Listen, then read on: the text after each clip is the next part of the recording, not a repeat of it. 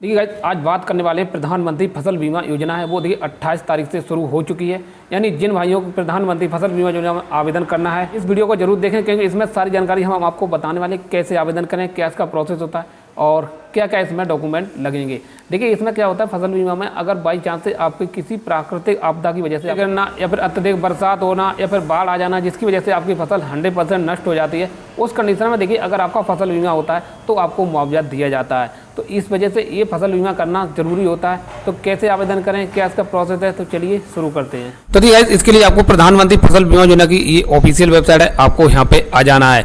देखिए अगर आप यहाँ से करते हैं तो देखिए यहाँ से भी आप कर सकते हैं डिटेल। देखिए आपको यहाँ पे दिक्कत आ सकती है अगर बाई चांस आपकी पॉलिसी रिवर्ट हो जाती है या फिर डॉक्यूमेंट ब्लर हो जाते हैं या फिर और कोई तकनीकी खराबी आती है जिसकी वजह से आपकी पॉलिसी रिवर्ट कर दी जाती है, तो उस कंडीशन में देखिए यहाँ से करने में दिक्कत आएगी। तो इससे ज़्यादा बेहतर रहेगा कि आप CSC से करें, तो CSC से ज़्यादा बेहतर रहेगा।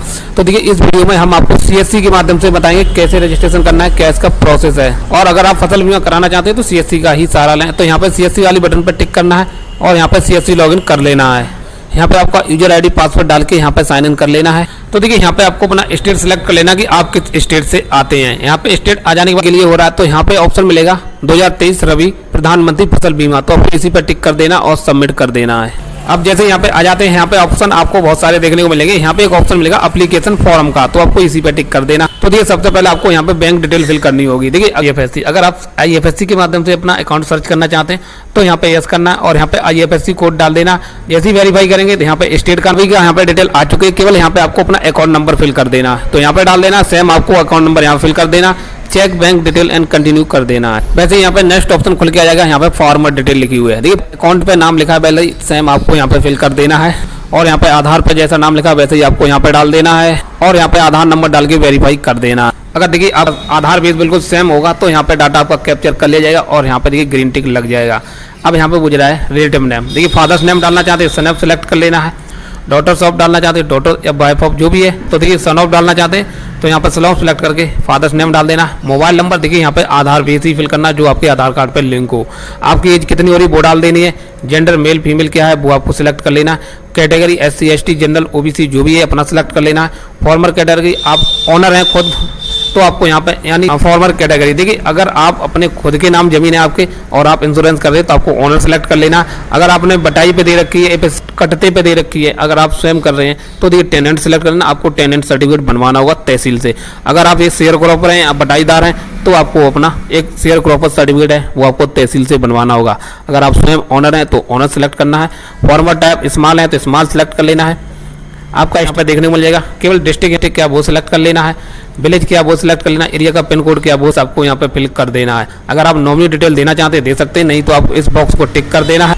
तो यहाँ पे आपको नॉमिनी डिटेल देने की कोई जरूरत नहीं, उसके बाद सेव एंड कंटिन्यू कर देना है। अब देखिए यहाँ पे आपको रिकॉर्ड देना होगा, यानी जिस जमीन का आप अपना क्रॉप इंश्योरेंस कर रहे हैं वो एरिया किस लोकेशन में आती है। तो डिस्ट्रिक्ट यहाँ पे सेलेक्ट करना है और आपका ब्लॉक का नाम क्या वो आपको सेलेक्ट कर लेना है। आपकी न्याय पंचायत क्या वो सिलेक्ट करनी है और ग्राम पंचायत यहाँ से आपको सिलेक्ट कर लेनी है और आपके गांव का नाम का वो सिलेक्ट कर लेना। अब देखिए यहाँ पे आपको क्रॉप डिटेल देनी होगी। देखिए यहाँ पे देखिए आपको इसे अनटिक रहने देना। अब यहाँ पे आपको क्रॉप सेलेक्ट कर लेना है। तो देखिए जो भी आप लोकेशन सेलेक्ट कर रहे हैं वहाँ पे आपका गेहूँ है तो आप गेहूँ का ही इंश्योरेंस कर सकते हैं, आप दूसरी फसल का नहीं। जो आपकी लोकेशन में मैप होगा फसल वही आपकी इंश्योरर होगा। अब यहाँ पे आपको डेट सेलेक्ट कर लेंगे, आपने जो गेहूँ है किस तारीख को बोया है। अगर आपने जैसे मान लो अपने 26 तारीख को बोया है तो 26 सेलेक्ट कर लेना है। उसके बाद यहाँ पे लगा ऑनर, देखिए आपको ऑनर ही रहने देना है। अब यहाँ पे लगा सर्वे नंबर या फिर आपको खाता संख्या लिखा वो आपको यहाँ पे फिल कर देना और यहाँ पे पूछा दूसरा नंबर यहाँ पे खसरा नंबर है। तो देखिए खसरा नंबर जैसे ही आप यहाँ पे डाल देते हैं वैसे ही आपको वेरीफाई कर देना। जितनी भी इस खसरा नंबर पे जमीन होगी वो टोटल ऑटोमेटिक यहाँ पे कैलकुलेट होके आ जाएगी। तो देखिए हम यहाँ पे डिटेल फिल कर दे रहे हैं। तो देखिए जैसे ही आप वेरीफाई करेंगे देखिए यहाँ पे डिटेल आपकी आ जाएगी, किन के नाम जमीन है और कितनी एरिया है यहाँ पे आपको देखने को मिल जाएगी। आपको इस रेडियो बटन पर टिक कर देना है और आपको यहाँ पे सबमिट कर देना है और आपको यहाँ पे एक बटन मिल जाएगी add crop and survey number for insurance, तो आपको इसी पे टिक कर देना है। तो देखिए वो फसल है आपके यहाँ पे ऐड होके आ जाएगी। ऐसे ही आप जितनी भी फसल को यहाँ पे ऐड करना चाहते हैं और जैसे मान लो आपके दूसरे किसी खेत में फिर से आपको वीट सेलेक्ट कर लेना है, ऐड हो जाएगी। ऐसे ही वेरीफाई करके आपको ऐड कर देना है। अब यहाँ पे नीचे आना है तो यहाँ पे लिखा है पासबुक, आपको एक मैं फिल किया था उसी आपको पासबुक यहाँ पे अपलोड कर देनी है। पासबुक देखिए JPG में अपलोड करना है। यहाँ पे आपको लैंड रिकॉर्ड यहाँ पे आपको अपनी फर्द अपलोड कर देनी है।